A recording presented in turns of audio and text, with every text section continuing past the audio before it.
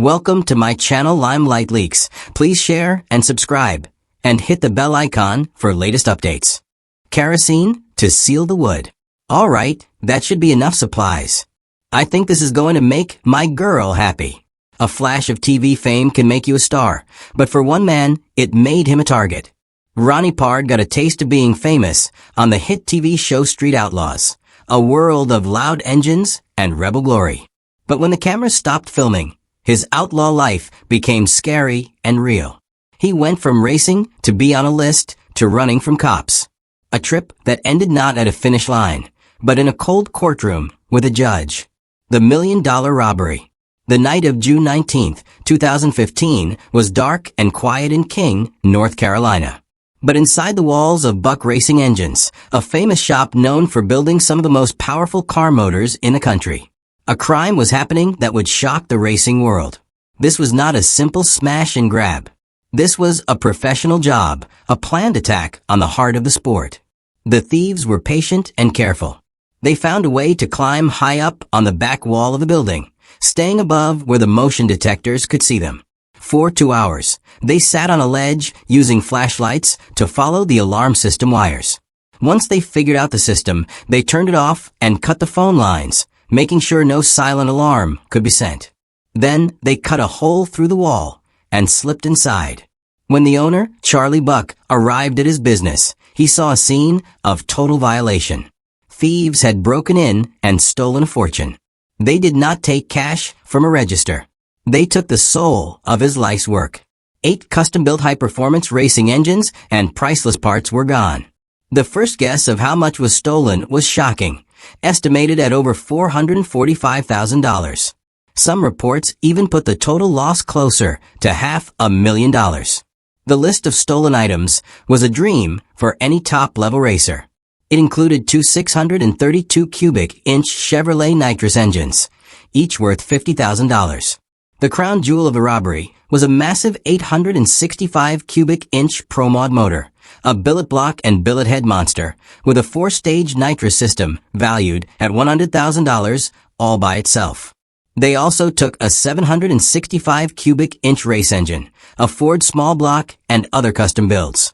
Most of these engines were not new inventory sitting on a shelf. They belonged to customers, racers from all over who trusted Charlie Buck to build and take care of their power plants. Their racing seasons were now in danger.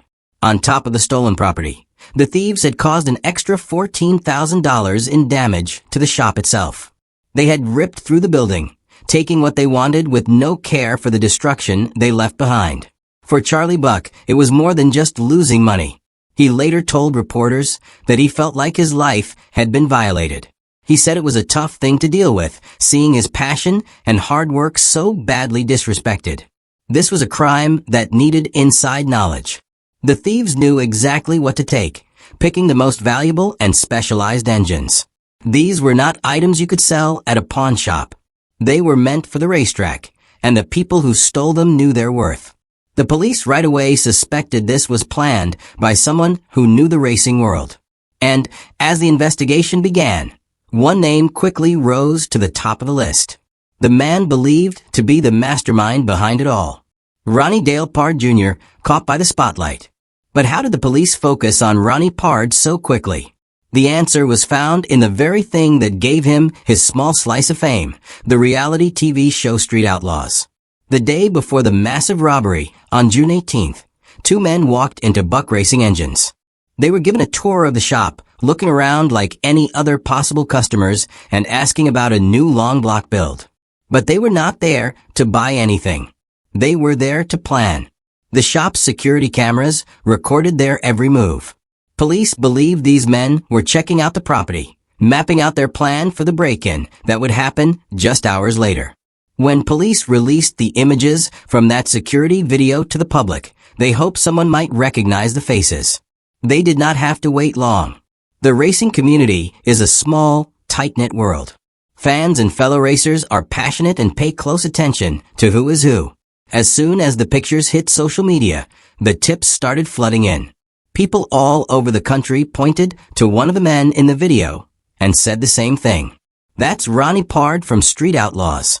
For those who do not know, Street Outlaws is a show on the Discovery Channel that started in 2013. It follows a group of street racers in Oklahoma City, known as the 405, who compete to be the fastest in the nation. The show revolves around a concept called the list, a ranking of the top 10 fastest cars in the city. Racers like Big Chief, the organizer, and Sean Ellington, known as Murder Nova, became huge stars. The show is all about rivalries, building incredible machines, and the glory of being number one. Ronnie Pollard was not one of the main stars. He was not Big Chief or Murder Nova. He had only appeared on the show a handful of times, a minor figure in the background of this high-octane world. But his appearance was memorable enough to make his face instantly recognizable to the show's dedicated fans. The irony was crushing. Pollard had used his connection to the racing world to plan a crime against one of its own. And that same world used his TV fame to expose him. His brief moment in the spotlight became the evidence that would lead to his downfall. A corporal with the Tulsa County Sheriff's Office noted that many people in the sport are good citizens.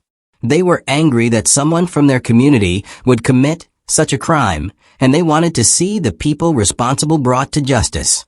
They did not protect Pollard as one of their own.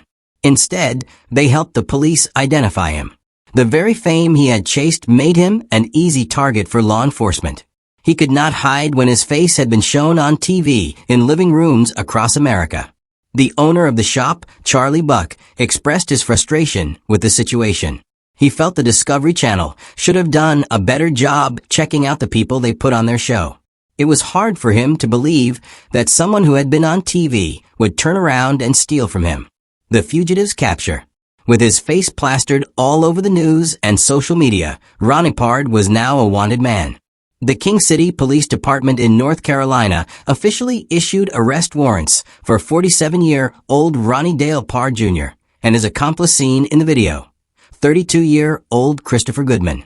The charges were serious, and Pollard was now labeled a fugitive from justice. The manhunt was on. The investigation also uncovered a disturbing pattern.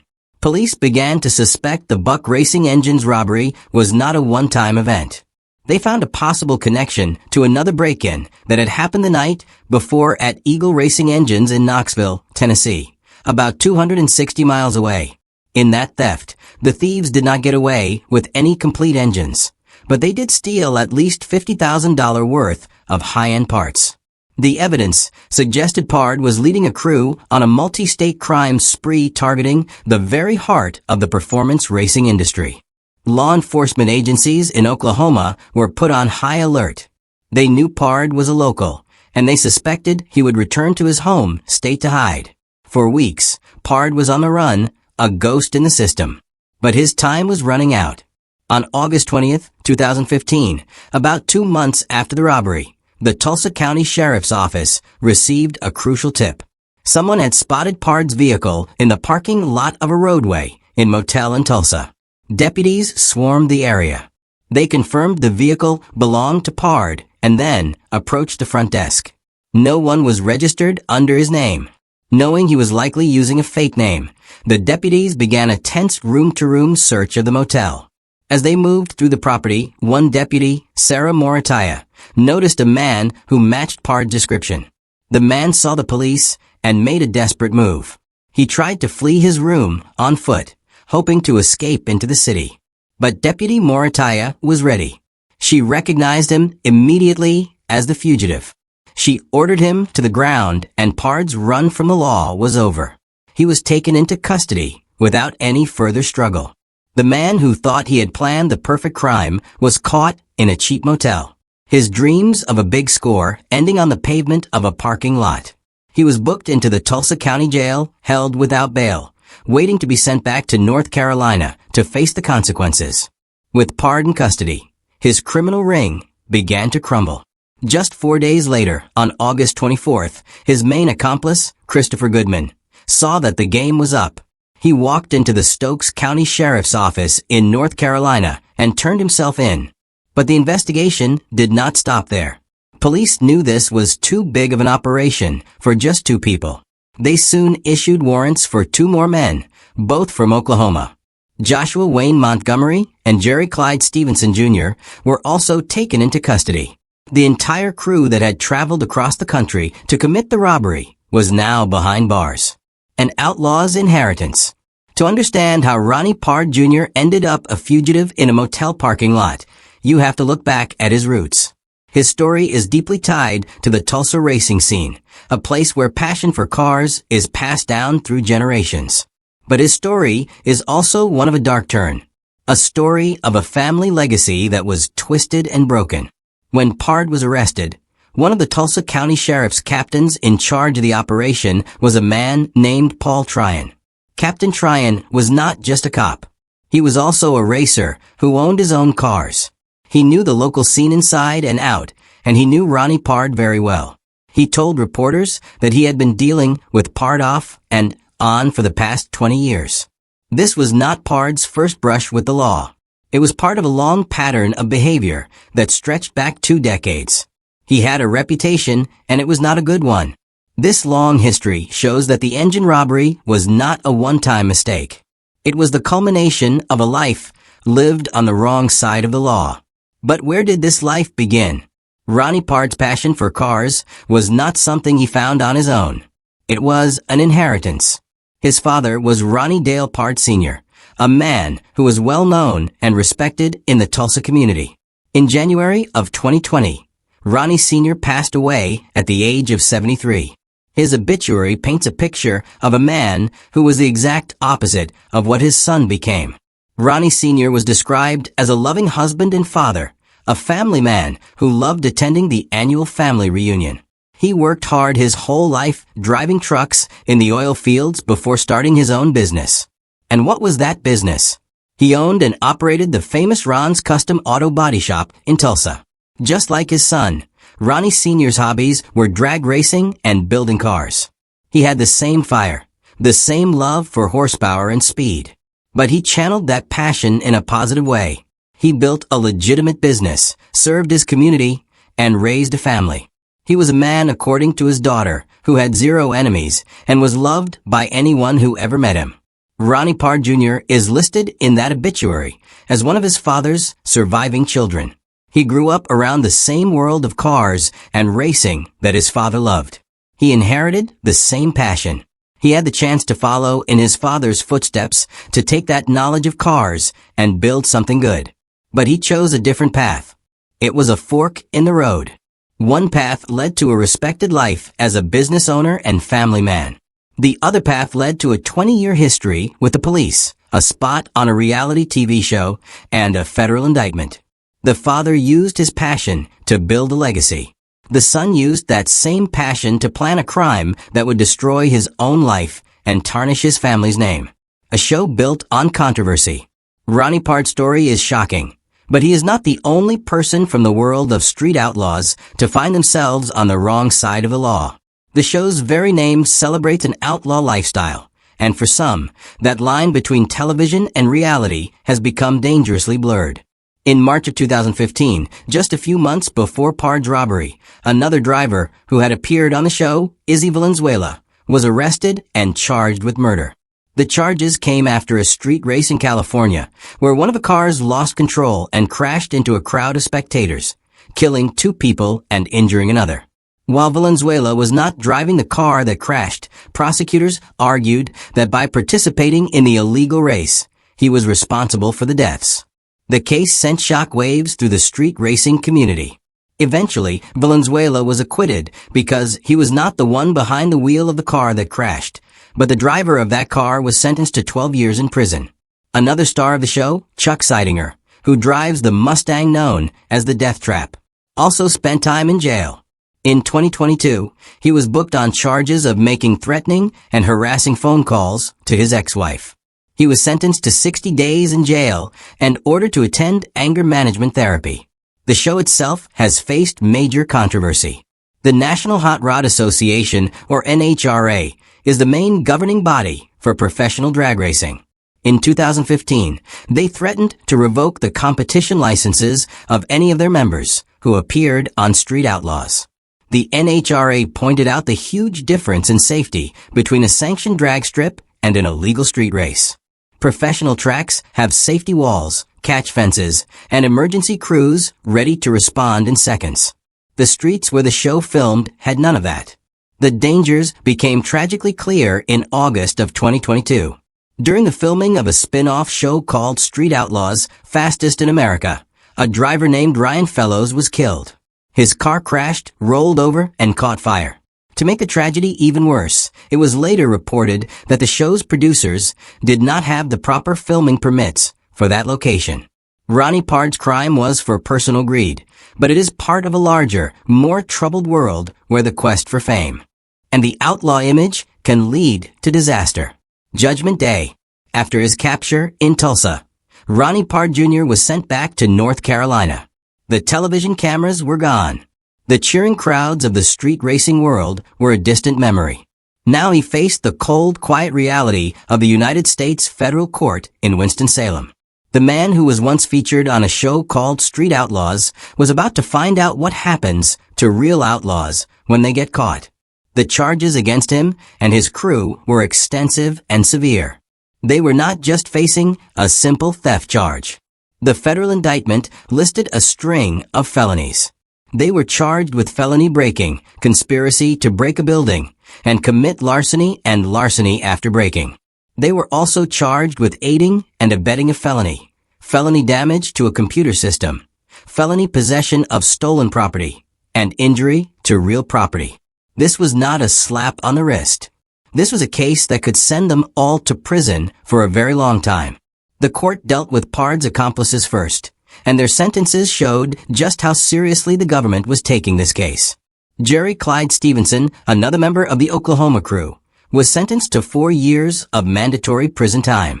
After his release, he would have to serve 3 more years of supervised probation.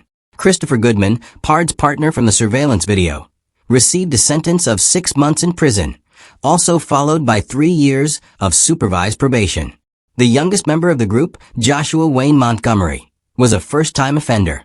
He was spared prison time, but was given 5 years of probation, a felony conviction that would follow him for the rest of his life. But the punishment did not end there. The court also focused on the victim, Charlie Buck. The judge ordered all 4 men to be part of a joint restitution payment. They were legally required to pay back every penny of what they had stolen and damaged. The total amount was set at $464,378.18. It was a debt that would hang over their heads for years, a constant reminder of the crime they committed. Sadly, none of the stolen engines or parts were ever found. They disappeared into the criminal underworld, a permanent loss for Charlie Buck and his business. With his 3 accomplices sentenced, only 1 man was left. Ronnie Dale Pollard Jr., the man the authorities believed was the mastermind of the entire operation. The one who organized the trip and planned the robbery. His day in court was set. All the legal battles, the investigations, and the waiting led to one final date. On December 16, 2016, Ronnie Pollard was scheduled to stand before a federal judge and learn his fate. This was the end of the road. This was the day his life as a free man would be over. The title of the show he was on had become his reality. He was an outlaw, and now he was facing the law's final judgment. That date marked his goodbye forever from the world of racing and from the life he once knew. Ronnie Pollard's story is a warning about the dangerous line between television fantasy and real life. He appeared on a show called Street Outlaws and seemed to embrace the title as a lifestyle. He became what the show celebrated, the definition of an outlaw. But in the end, the real world does not have scripts or second takes. His actions led him not to a winner's circle, but to a federal prison sentence. He betrayed the very racing community that gave him his brief moment of fame. And his legacy is now sealed not on a racetrack, but in a court file.